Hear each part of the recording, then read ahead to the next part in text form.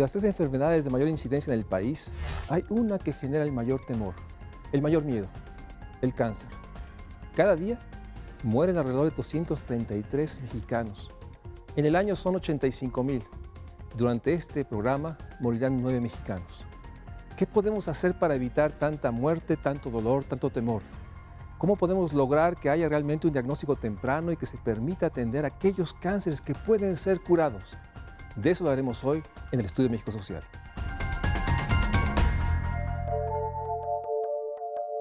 El cáncer es una enfermedad crónico-degenerativa no transmitible que representa la tercera causa de muertes en nuestro país. De acuerdo con el Instituto Nacional de Estadística y Geografía, el cáncer o neoplasia provocó en México más de 85,000 muertes en el año 2014. Entre hombres mayores de 20 años, la mayor incidencia de tipos de cáncer fue de tumores malignos en los órganos digestivos. En el caso de las mujeres, la mayor incidencia de tipos de cáncer fueron el cáncer de mama y el cáncer en el cuello del útero. En conjunto, el cáncer en órganos digestivos fue el que ocasionó el mayor número de muertes entre hombres y mujeres en el año 2014.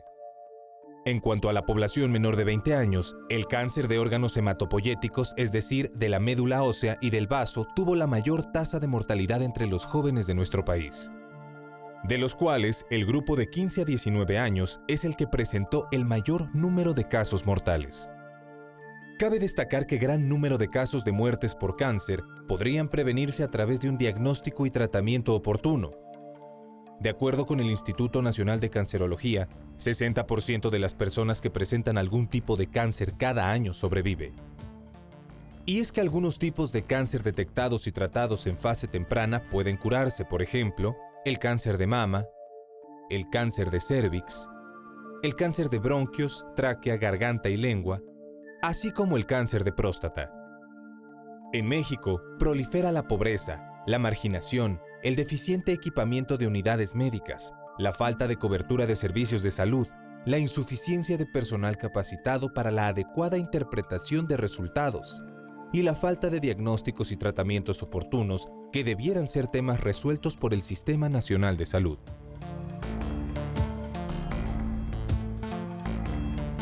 Muy buenas noches, muchas gracias por estar en otro programa de México Social. Hoy, como decía al principio, hablaremos con dos investigadores, uno del Instituto Nacional de Salud Pública, otro de la UNAM, el doctor Rascán, el doctor Salmerón, sobre uno de los padecimientos que más temor, más miedo todos tenemos, el cáncer. Y como hemos oído o conocido, hay muchos tipos de cáncer y tienen distintas incidencias. Por eso me gustaría empezar por esta gran dimensión de qué debemos entender por cáncer, y cuando decimos cáncer, ¿hay alguna diferencia entre los cánceres que se dan en los hombres y mujeres? ¿Cómo podríamos comunicar esta enfermedad que genera tanto temor, tanta preocupación y tanto dolor, porque finalmente es responsable de miles de muertes al año, literalmente? Muchas gracias, bienvenidos al programa de México Social. Doctor. Sí, muchas gracias por la invitación. Básicamente yo quisiera empezar comentando lo que representa el cáncer en términos de carga de enfermedad. A nivel mundial, más del 75% de las muertes que se producen anualmente se representan por 4 enfermedades: enfermedad cardiovascular, diabetes mellitus, cáncer y enfermedad pulmonar obstructiva crónica. Y se han delineado 4 estrategias preventivas para estas entidades nosológicas que, si eventualmente se promovieran en un ámbito poblacional, atenuarían en gran medida el impacto de estas enfermedades, que es el tabaquismo, que se asocia muy importantemente a todas estas enfermedades, la práctica de actividad física, el consumo inmoderado de alcohol y la dieta. Cáncer representa dentro de las muertes en México el segundo lugar después de la enfermedad cardiovascular.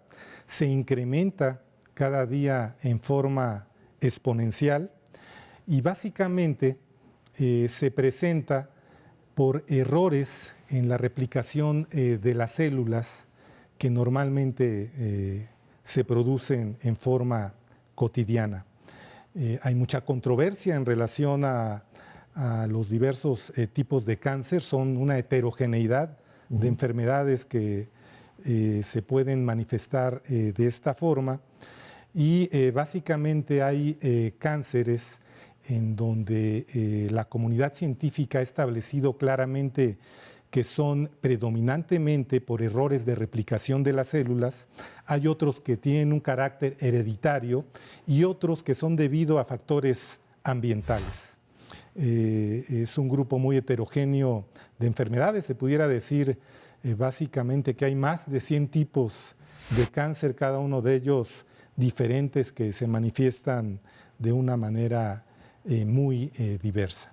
Sí, sabemos, doctor, que esta enorme heterogeneidad de cánceres tienen distintas, digamos, causas.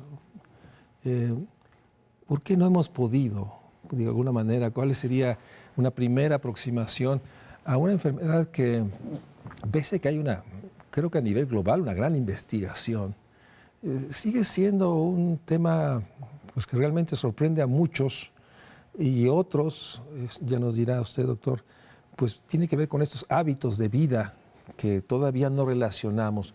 En ese sentido, ¿cuáles son los cánceres que podríamos tener cierta mayor claridad de cuáles son las conductas, comportamientos que nos llevarán? ¿Y cuáles son los otros que pues, dependen de nuestra carga genética, o sea, la historia que tengan nuestros padres, abuelos, hermanos, y que finalmente vamos a transmitir lamentablemente a nuestros hijos? ¿Podremos hacer una caracterización de cánceres que tuviéramos mayor, digamos, asidero en términos de explicarnos por qué de pronto se nos aparece, algunos a temprana edad, menos de los 20, y otros pues bueno, después de los 60? ¿Cómo podríamos hacer una disección de este mundo tan complejo y de tanta preocupación? No es un asunto trivial para nada, es muy diversa, en muy diversas formas se presentan estas exposiciones generales, que en distintas comunidades es más frecuente algunos factores que en otras comunidades, pero estos factores que se han reconocido como causas muy importantes para cáncer o algunos tipos de cánceres, por ejemplo, resalta el tabaco y el cáncer de pulmón. Bueno, es conocido de todo el mundo y ha trabajado el mundo entero a nivel global de estrategias especiales para combatir el consumo de tabaco y se han logrado grandes cambios. La reducción en el consumo de tabaco es muy impresionante. En México es un ejemplo más y ha permitido entonces controlar esta causa para cáncer de pulmón. Pero si quisiéramos un cáncer en donde sabemos todo, no solo el factor principal, sino el factor necesario para cáncer, es el cáncer cervical. Es un ejemplo único en el mundo de los cánceres. Hay una causa necesaria. Si no se presenta esto, no se da. Y esta causa necesaria es la infección crónica, persistente, por muchos años, de la infección por un virus que se llama virus de papiloma humano. O sea, tenemos identificado que es la causa principal y que tiene esta, digamos, temporalidad, de presencia larga. Exacto. Es increíble. Pues es fantástico porque entonces sabemos qué lo causa. ¿Desde cuándo sabemos esto? Desde hace 20 y tantos años. Le dieron el premio Nobel al hombre que lo descubrió. ¿Y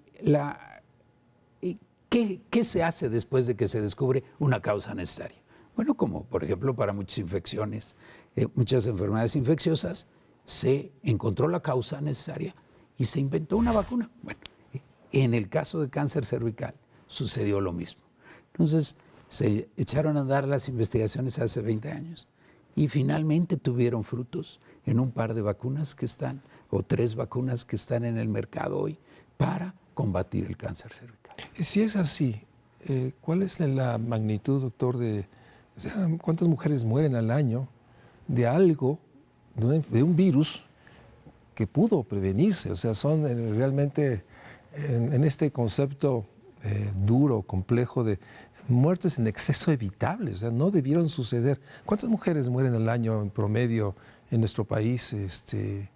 ¿Cuál es la magnitud de esta? Y el cáncer cervicuterino, sin duda, pudiéramos considerarlo una enfermedad de la pobreza, porque dado que aún antes de la emergencia de las vacunas contra virus de papiloma humano y otras estrategias de desarrollo tecnológico para identificar el ADN del virus de papiloma humano como tamizaje, pues ya existía la citología cervical, comúnmente llamada Papa Nicolau, que en la década de los 50 se implementó.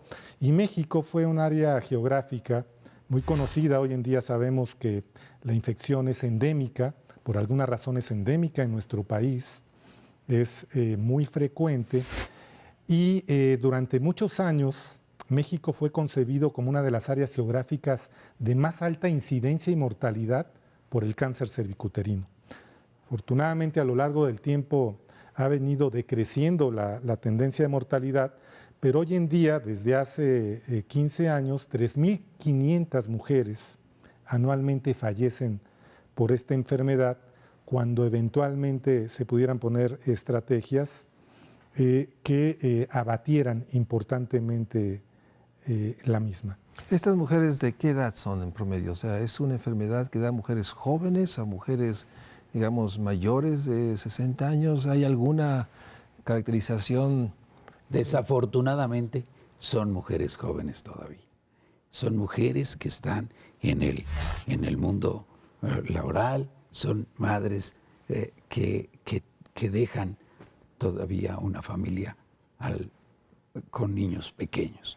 Son mujeres de 40 y tantos años. Son mujeres muy jóvenes. Es una tragedia. Déjeme hacer un corte, porque sin duda el asombro es si sabemos, si se sabe, si se tiene incluso vacunas, métodos antes de las vacunas.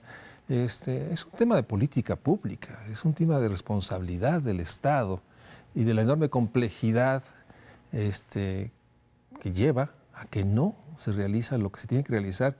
Y nuevamente esta parte de la desigualdad, exclusión, marginación de nuestro país, son las mujeres pobres, las mujeres que no tienen acceso a los servicios efectivos, acceso efectivo, no solo nominal, son aquellas que están muriendo. Vamos a un corte y regresamos para seguir hablando y tratando de encontrar maneras de hacer mucho más que lo que se está haciendo y hacer de una manera más equitativa. Vamos a un corte y regresamos al Estudio Médico Social. De acuerdo con las estadísticas de mortalidad del Instituto Nacional de Estadística y Geografía, las defunciones anuales por cáncer en México van en aumento desde el año 2004, cuando se registraron 64.336 decesos. En 2015, la cifra aumentó a 85.201. De 2004 a 2015 se ha registrado un total de 888.412 muertes por cáncer, lo cual equivale a 202 muertes cada día.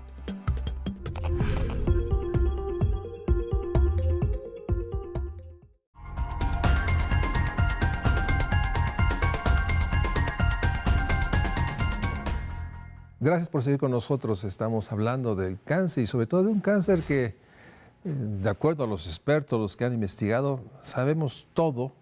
Y como bien decía el doctor Salmerón en el corte, por alguna razón no estamos haciendo todo lo posible. Entonces me gustaría que exploremos cuáles son, de acuerdo a lo que ustedes han investigado o observado, cuáles son algunas de las posibles hipótesis que explican, sabiendo todo de un cáncer que incide en mujeres pobres, mujeres jóvenes, no logramos, y aún dirían los expertos de salud pública como ustedes, pues vemos cómo va en algunas enfermedades decreciendo el número de incidencia, sigue siendo es muy alto. Y en este caso me gustaría preguntarles si ha habido una reducción en la tasa de crecimiento de esta enfermedad, o sigue siendo pues una tendencia que digamos que todavía no se compadece de los nuevos instrumentos. Entonces, entremos primero en la primera reflexión. ¿Por qué no hemos podido hacer todo lo que podemos hacer si sabemos todo de este cáncer? Porque en términos de políticas públicas en salud, no es fácil hacer todo siempre. Y hay que ver cómo es que se avanza en estas políticas para que estas políticas de veras lleguen a todo el mundo. Y esta capacidad de hacer universal un programa o la oferta de vacunación no es trivial. México es uno de los grandes ejemplos de cómo sí se logra, sí se puede ofrecer una cobertura universal. Una cobertura universal, sí, en niñas que no han iniciado todavía vida sexual, que no se han expuesto al virus, que es donde mejor funciona la vacunación. Ahí se está haciendo desde hace 5 años. ¡Ay, caramba! Pero nada más 5 años. Bueno, antes de esto no se lograba. México es uno de los países que inició con la vacunación universal, pero solo tenemos vacunando 5 años. Entonces, estas nuevas cohortes de niñas que ya están vacunadas llegarán a tener 25, 30, 40 años libres de estas infecciones crónicas por virus de papiloma. Pero todavía tenemos que esperar, todavía tenemos que dejar correr estos años para resolver el problema totalmente. Por ejemplo, ¿Qué podemos hacer una mientras? mujer que, digamos, tiene 30 años y que ya tiene una vida sexual, etcétera, ¿ya no tiene efectividad la vacuna? Bueno, yo podría decir, porque le da el sentido de nuestra plática con ustedes, que hay una agenda inconclusa en las mujeres adultas. La vacunación como política pública se establece por razones de costos en estratos de 11 años de edad, en niñas que van al 5º año de primaria. Cuando dice costos, quiere decir que pudiera Es una vacuna muy costosa. ¿Podría ser antes?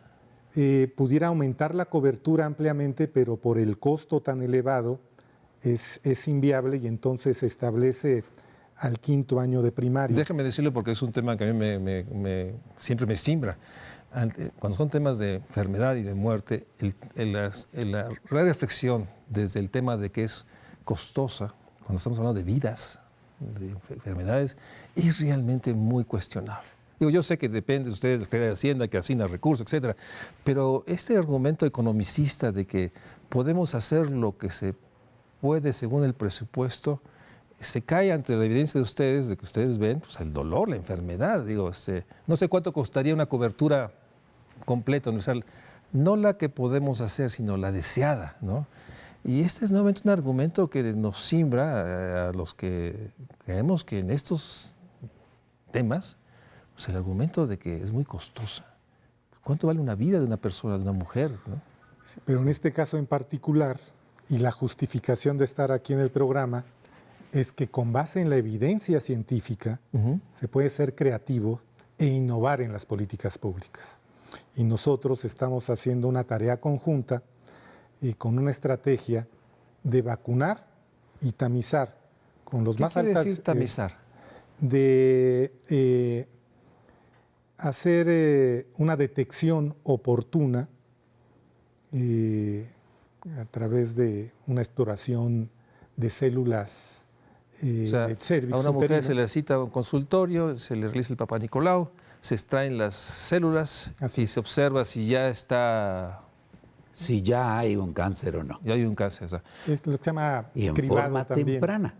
Cuando Como sucede con otros cánceres, hay programas de detección temprano, oportuna o temprana. ¿A qué edad una mujer debería iniciar este tipo de exploración? A los 25 años. Así está el programa establecido en México, de 25 a 60. Científicamente ese es el... Y en el mundo entero, así 25 son los años. programas. Entonces, una de las recomendaciones es que cualquier mujer de 25 años, independientemente con vacunada o antecedente no, de vida sexual. debe iniciar este proceso anual. El tamizaje se ha establecido y hay una normatividad que gracias a la evidencia científica proporcionada por grupos mexicanos se ha modificado.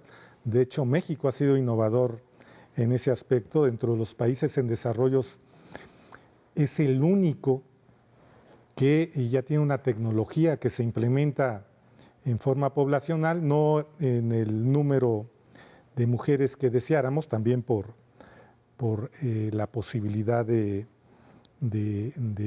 masificarla. Por las restricciones presupuestales que evitan que tengamos programas de cobertura universal, que eso me lleva a la pregunta, ¿cuántas mujeres, del total de mujeres de 25 años, se realizan el Papá Nicolau. O sea, ¿tienen ustedes el dato de poblaciones, poblaciones que por pobreza, por acceso, también por asuntos culturales? No es fácil. Hay diferencias importantes al interior del país. México no es un país muy homogéneo. Como bien sabemos, las diferencias regionales son muy importantes. Son muy importantes en términos de acceso a los servicios de salud. Y en algunas de las instituciones, el sistema de salud en México está muy pulverizado, digamos, y cada una de las instituciones tiene su propio programa. No es un programa que funcione universalmente. Las mujeres de una institución no forzosamente pueden ir a la otra y viceversa. O sea, todo problema del sector salud fragmentado, con distintos servicios, capacidades. Es una falla que se está en las nuevas formas de aproximarse a este problema. Tratemos de hacer universal el servicio o el programa. Todavía no es universal. Todavía hoy no es. Y cada una de las instituciones del sistema tiene un programa distinto. Algunos siguen trabajando como prueba única el Papá Nicolau, que mencionaba usted hace un momento.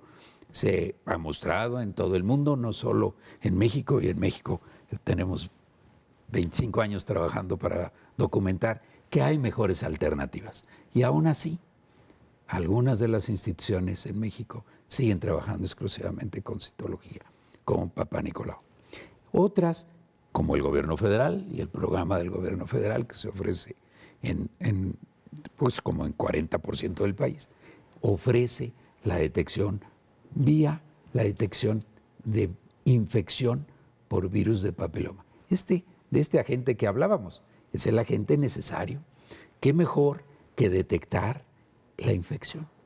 Sin embargo, esta mujer que hoy se encuentra con una infección, no forzosamente va a desarrollar un cáncer, sino que va a defenderse como se defiende de tantas infecciones que existen. Y su sistema inmune le permite desarrollar una defensa perfecta y elimina la infección. Sin embargo, una muy pequeña proporción de mujeres se queda infectada crónicamente.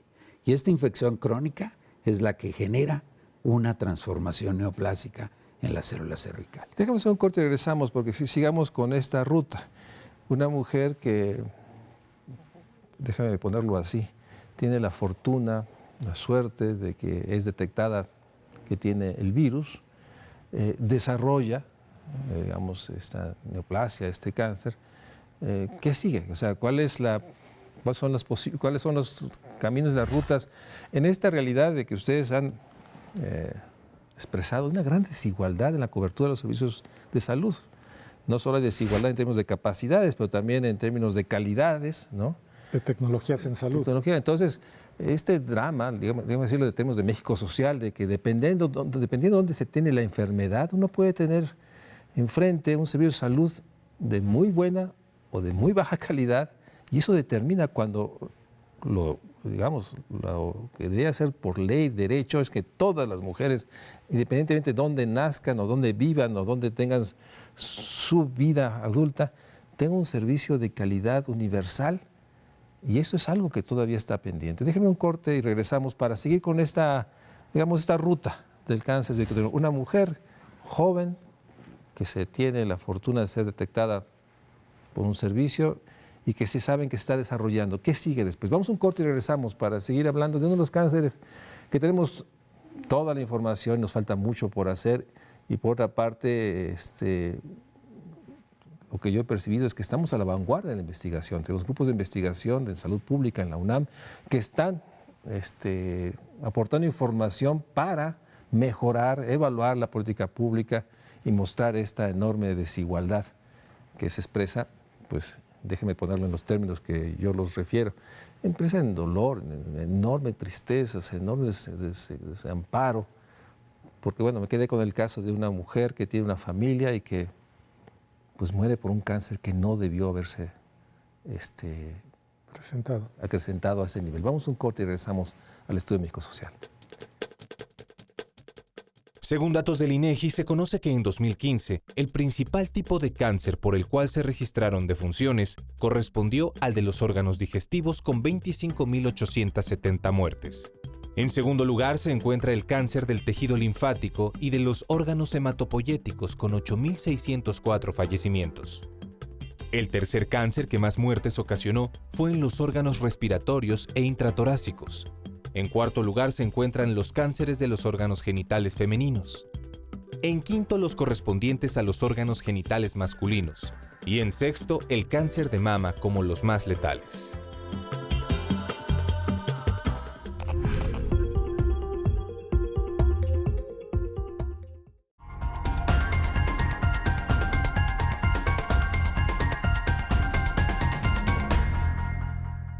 Gracias por seguir con nosotros. Estamos hablando de los esfuerzos que se deben realizar para evitar que muchas mujeres que se encuentran con esta realidad de tener el virus y que saben, algún servicio de salud, deje ponerlo de la manera más optimista, lo detectó y sí ha desarrollado, digamos, un proceso de un cáncer.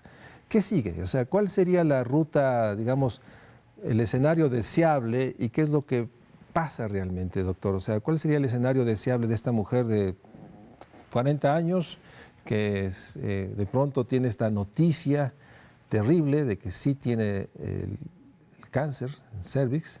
¿Qué sigue? Bueno, yo quisiera un poco acotar y decir que la infección por virus de papiloma humano es muy frecuente. El 60% de todas las personas que hemos tenido alguna vez el antecedente de vida sexual hemos estado en contacto con el virus. Si nosotros hiciéramos una casuística en un universo de 100 mujeres, cerca de 10 van a tener la presencia de la infección por virus de papiloma humano de alto riesgo. Son 28 tipos de virus de papiloma humano que infectan el tracto genital. Y entonces se han agrupado en los que son de carácter oncogénico y los que no producen eventualmente cáncer, pero producen verrugas genitales. Y hay pruebas que se utilizan para identificar el ADN del virus de papiloma humano, pero en su conjunto de alto riesgo. Entonces, esas pruebas pueden ser positivas o negativas. Entonces, nosotros estamos promoviendo en ámbitos poblacionales, ya no solo evaluando la eficiencia de esas pruebas diagnósticas, que ya hay una amplia evidencia científica de que son útiles y son mejores que las tecnologías tradicionales para identificar tempranamente las lesiones que anteceden el cáncer cervical. Entonces nosotros, mediante algoritmos específicos que también han sido descritos en la literatura y forman parte de las normas, incluso mexicanas, de prevención y control del cáncer cervical, establecen cuando se identifica una prueba de ADN de virus de papiloma humano de alto riesgo, eventualmente en la norma mexicana se manda como una estrategia, se llama de triage, a una prueba de citología cervical para complementación diagnóstica. Nosotros como grupo de investigación lo que hemos observado es que es una estrategia que no es la más eficiente y ahora estamos desarrollando y evaluando diversos biomarcadores de triage para hacer más eficiente esos procesos.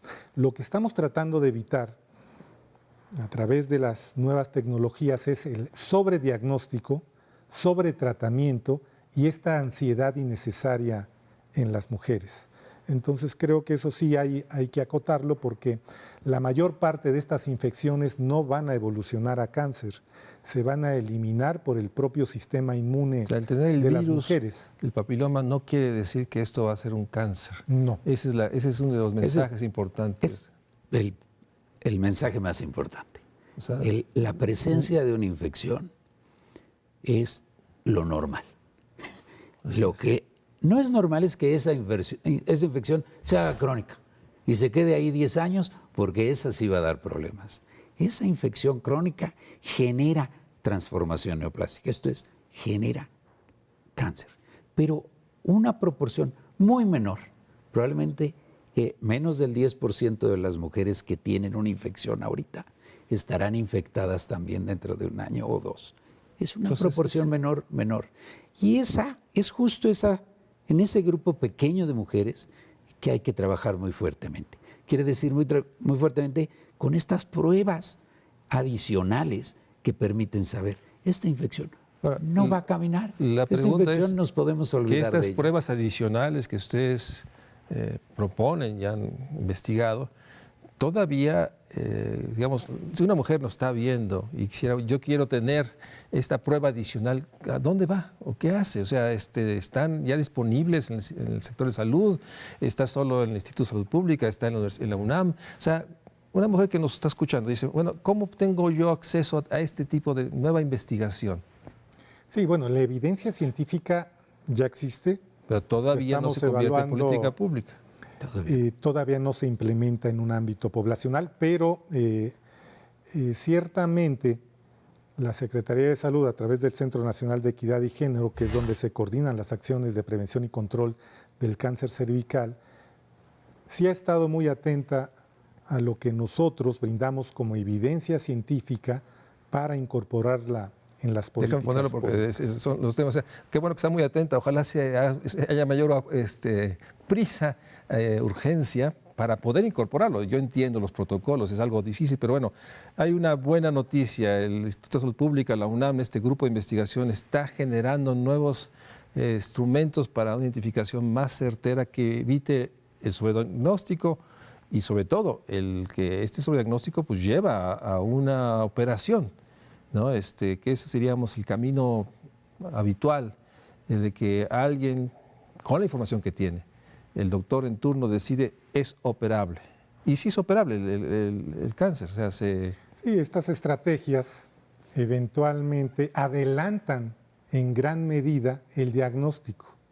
Y entonces esto significa que se identifican en etapas muy tempranas, casi que como lesiones precursoras que anteceden la presencia de un cáncer invasor y se tratan con relativa facilidad, sin intervenciones invasivas.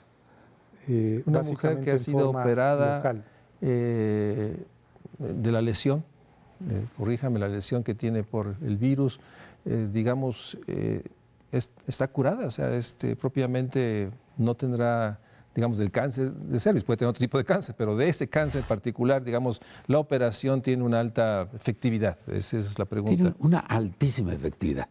Y existe forma de saber que esta mujer que fue tratada exitosamente, se pueden evaluar 6 meses o 12 meses después, cómo es que la infección ya no existe y aquello se resolvió totalmente. Y esa mujer se da de alta, se acabó su cáncer. Es un cáncer totalmente curable en ese sentido. Es una fiesta. Es poder encontrar en forma temprana esta lesión, tratarla. Es una sesión que toma menos de 10 minutos y se acabó. Es un procedimiento sumamente sencillo, muy seguro, que prácticamente se hace en cualquier hospital general que cuente con una clínica de colposcopía bien montada. Pero el tema sigue siendo el diagnóstico temprano. Desafortunadamente. En mujeres adultas. Y entonces también estamos innovando como grupo de investigación.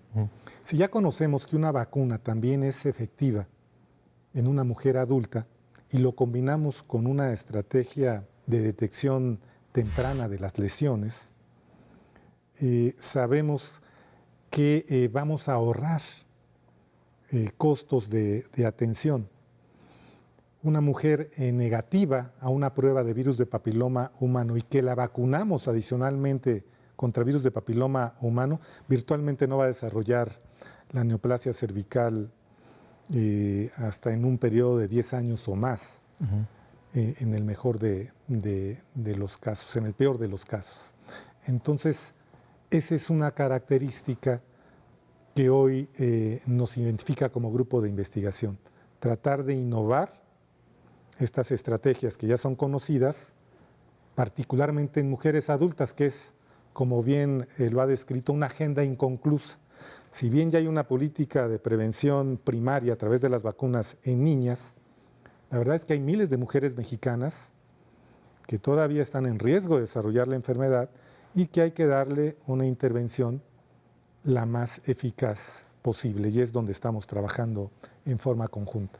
Pero, y eso nos lleva nuevamente al tema de las capacidades del sector público, son muy diferenciadas, muy heterogéneas, y que incluso tienen distintas, digamos, protocolos para atender este tipo de cáncer. Esto es probablemente una de las grandes ventajas de esta nueva fórmula, de esta propuesta concreta, es el hacer tamizajes periódicos cada 5 años con virus de papiloma, por ejemplo, o cada 3 años con Papa Nicolau, cualquiera de los esquemas que se tome. Son muy costosos. Es costoso para la institución, es costoso para la mujer estar volviendo a las pruebas. ¿Es costoso en términos privados? ¿De qué estamos hablando? Digamos, una mujer que va a un consultorio privado, ¿cuánto cuesta esto? O sea, ¿cuánto es el costo de hacerse la prueba, el Papa Nicolau? ¿Tienen ustedes idea? Digo, no. Bueno, hay costos diferenciales, al menos de la vacuna contra virus de papiloma ¿De cuánto humano. estamos hablando en promedio? ¿Tienen ustedes el dato? En el ámbito público, una vacuna contra virus de papiloma humano, cada dosis puede costar al Estado cerca de 200 pesos. ¿Es una dosis, 2 dosis? No, se aplican 2 dosis como esquema actual. Cada dosis cuesta 200 pesos, pero en un ámbito privado puede alcanzar hasta el esquema que se aplica entre 5,000 y 10,000 pesos. Se ha comercializado mucho. Nuevamente esta enorme discusión, pues, que para otro programa de los costos sí, de los insumos médicos y tratamiento médico. Pero la oportunidad de reducir esta diferencia, estos 30 años entre las niñas vacunadas, que van a tener ya un pronóstico totalmente distinto, por suerte. Pero las que hoy tienen 25, 30, 40, 45 años, ¿qué hacemos con ellas? Así es. Pues sigamos trabajando en la detección temprana. No, ¿por qué no ofrecemos un esquema combinado de vacunación y tamizaje?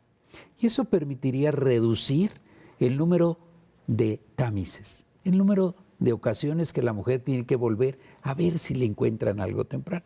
¿Por qué? Porque si lo que yo tengo es al ingreso del programa de detección oportuna, del tamiz, a los 25 años, una mujer que yo la vacuno hoy a los 25 años, y curiosamente era VPH negativo, que es el 90% de las mujeres.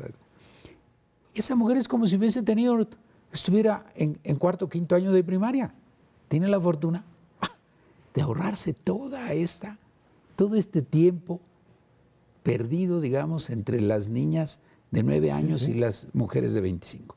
Entonces hay una oportunidad de oro, digamos, en cerrar esta diferencia entre las niñas que tuvieron la fortuna de ser vacunadas en quinto año de primaria y esta mujer de 25 o 30 o 40 años que se les ofrece la vacunación en este momento. Si es así, es como si estuviésemos viendo toda esta corte de las niñas vacunadas que llega al programa esta nueva generación, pero la sorprendemos a los 35 años y le decimos que pudo haber tenido 9 años. Y entonces se le ofrece la oportunidad de ser vacunada en este momento y vive una vida en términos de protección contra VPH como la niña de 9 años. Como lo que debemos garantizar a todas las mujeres, independientemente del lugar de origen. Entonces, de ahí la importancia del esfuerzo que hace este grupo de investigación, el Instituto Nacional de Salud Pública, la Facultad de Medicina y sus centros de investigación, y la urgencia de que estas investigaciones sean interiorizadas a política pública y que podamos generar esta oportunidad, digamos, de brindarles a las niñas y a las mujeres adultas procesos mucho más oportunos, pero mucho más accesibles en el fondo de lo que están planteando. Vamos a un corte y regresamos aquí al Estudio Médico Social.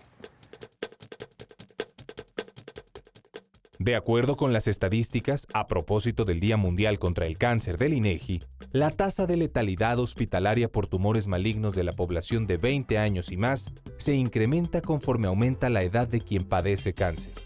Por cada 100 egresos hospitalarios en 2014, se registraron 8.6 muertes en el grupo de edad de 60 a 64 años, 10.6 en el grupo de 65 a 74 años, 13.2 fallecimientos en el grupo de 75 a 79 años y 15.5 en las personas de 80 años y más que fueron internadas por tumores malignos.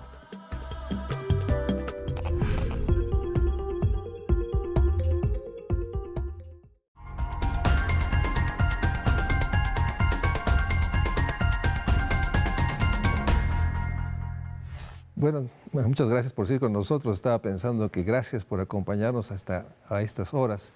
Y sobre todo porque llegamos a la parte del programa que siempre me interesa ver cuáles las propuestas, cómo logramos que la política pública, que la acción del Estado, pues recupere esas investigaciones, las haga efectivas, salgamos de este atrapamiento que por costos generamos una desigualdad, ¿no? Porque finalmente, si los mercados privados de salud, de alguna manera lo mencionamos, pues son para muchas mujeres inaccesibles, siempre no es posible. Urge una rectoría más contundente del Estado para homogeneizar servicios, para garantizar en eso. Entonces, la pregunta que yo les haría es ¿cuál sería la agenda? ¿Qué tendremos que hacer los próximos 6 años, ya que estamos nuevamente entrando al proceso sexenal, 2018-24, ¿qué se debe hacer para evitar estas más de 3.500 muertes, para lograr llevar a todas las mujeres, niñas, jóvenes, adultas, este tipo de esquemas? ¿Qué debe darse? ¿Cuál sería ustedes la agenda de investigación y política pública? O déjenme refrasearlo, ¿qué se está haciendo en el gobierno federal para enfrentar esto? O sea, Sí, sin duda debemos de implementar una práctica de políticas públicas basada en la evidencia científica y evidencia contextualizada a México. Básicamente, en términos de cáncer, hay 2 necesidades fundamentales que hoy también están en desarrollo, pero es impostergable una política nacional de prevención y control del cáncer en su conjunto, que también va acompañado de lo que sería un registro de cáncer con base poblacional. ¿Qué quiere decir esto? Un registro con base poblacional es la estrategia que a nivel internacional se ha implementado para cuantificar el número de casos que se presentan en forma incidente, en forma de los nuevos casos, también en términos de mortalidad. Y cuando existen registros de cáncer, se puede evaluar la oportunidad con la que se hace el diagnóstico de cáncer, la calidad con la que se ofrece el tratamiento, porque también se evalúa la sobrevida, y es una herramienta fundamental en las políticas de prevención y control del cáncer. También es necesario, en relación a cáncer cervical,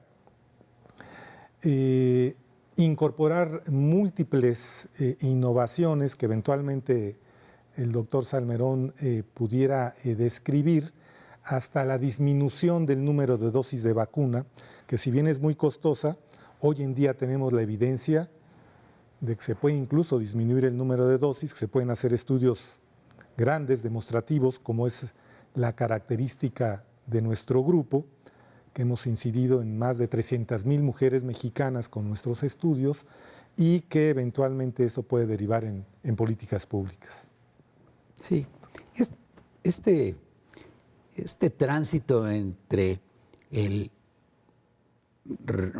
descubrimiento científico, llamémoslo así, o la innovación tecnológica en salud y la conversión de este nuevo conocimiento en una política pública es muy variable. En algunos lugares se ha logrado y para algunos conocimientos particulares se ha logrado un tránsito muy rápido. Imaginemos, digamos, el ejemplo de la evaluación y la confirmación de la eficacia de la vacuna de rotavirus y su implementación unos cuantos años después, no solo en los países que la requerían más, como América Latina, sino en el mundo entero. Bueno, ¿Qué ha sucedido? En el caso de la vacuna contra VPH, tomó un poco más de tiempo, pero ya la tenemos aquí. ¿Qué seguiría? Documentar que la reducción de dosis, como se hizo de tres dosis a 2 dosis, es igual de útil. Y fue el Instituto Nacional de Salud Pública, en colaboración con el Seguro Social, en colaboración con otras instituciones, que permitió documentar que funcionaba igual de bien 2 que 3. Y se redujo entonces el costo y permitió ampliar la cobertura. Un nuevo paso, un paso más en este sentido es reducir las cosas a una sola dosis. Estamos echando a andar los ensayos que van a permitir evaluar esto. Y lo que necesitamos es que estas instancias del gobierno federal, atentas a los nuevos desarrollos tecnológicos en salud, puedan entender el beneficio de reducir de 2 dosis a 1 dosis y poderlo incorporar. Y entonces cerrar esta brecha entre las niñas que ya vienen protegidas y las mujeres que están iniciando la detección oportuna. Lo mismo que los resultados sobre la efectividad de vacunarlas y tamizarlas un poco más grandes y ver cómo es que estos resultados son incorporados en la política pública. Eso es lo que falta por ver. Eso es lo que tenemos enfrente y esperemos. Es lo que van a estar haciendo los próximos años. Los próximos 3, 4 años, que permita inmediatamente incorporarse como política pública. ¿Por qué es que lo que nosotros hacemos cotidianamente, como dice el doctor Lascano, es, ¿qué hacemos? Bueno, hacemos estudios, no pequeños ensayos clínicos aislados, que no es fácil de traducir en la realidad, sino grandes estudios de demostración. O sea, normalmente la investigación empieza con un pequeño estudio en etapas muy de laboratorio, en animales, y poco a poco va creciendo y pasa a una primera fase 1, fase 2, fase 3, fase 4, que son los estudios de post-marketing, que es cuando ya el producto o la tecnología en salud ya está en el mercado, cómo está funcionando. Y estos estudios de post-marketing son útiles, pero son todavía más útiles estos estudios de demostración en condiciones reales de trabajo. Trabajamos durante 3 años en el estado de Tlaxcala en la mitad del estado, para documentar cómo es que funcionaba estas estrategias de triage y incorporar nuevas pruebas. Fueron adoptadas inmediatamente por las instancias correspondientes. Y hoy existen estos recursos ya hoy montados ahí. No hay un divorcio entre la investigación, al menos en prevención de cáncer cervical, diría yo, y la política pública. Un divorcio total, para nada. Hay una difícil relación. Es una difícil relación porque siempre implica un esfuerzo adicional y la universalización de los servicios son difíciles. Pero sin lugar a dudas se está caminando hacia allá. Si estuviéramos en 2024 y digamos que este esfuerzo se realiza en el escenario más optimista, no sé si en 1 año, 1 año y medio, 2 años, ¿para cuándo podríamos empezar a ver la reducción de muertes por este cáncer? O sea, en 2024 podríamos decir la muerte por cáncer de cervix en mujeres se redujo a... O sea, en este lapso estamos hablando y de qué magnitud, porque bueno, la urgencia es evitar la muerte, que no debe sucederse. Entonces, digamos, en el mejor de los escenarios, con la mejor de las relaciones con su contraparte del sector salud, que es responsable de implementar esas medidas, si todo funcionara en el 2024, ¿podríamos ver ya una reducción de la muerte de mujeres? Sin duda. De hecho, hay un decremento, no como nosotros quisiéramos, pero hablando del 24, si las autoridades y nosotros como grupo de investigación en su conjunto hubiera una responsabilidad de establecer, vamos a abatir, probablemente no eliminar porque los casos siempre se van a presentar, pero abatir importantemente, casi que en más del 50% esta enfermedad, existen todas las herramientas tecnológicas para hacerlo. Ahora, la pregunta sería, bueno, ¿y los otros cánceres? O sea, ¿por qué no hemos encontrado, por qué no tenemos esta, lo pongo con realmente percepción, es una buena nueva lo que estamos viendo en el cáncer de cervix. O sea, en los otros cánceres, no hemos ubicado una causa unívoca o esencial, seguimos atrapados en esta enorme complejidad de hábitos de vida, herencia genética. Y bueno, creo que desconocemos también muchísimo de su desarrollo. Esa es la realidad, o sea, los demás cánceres están en estas... En pañales comparados con el cáncer cervical, diríamos. Sí, o sea... De hecho, recientemente, hace un mes, salió un artículo, que es una secuencia de múltiples artículos que se han escrito en Nature y también en Science, son las revistas más importantes de la literatura científica,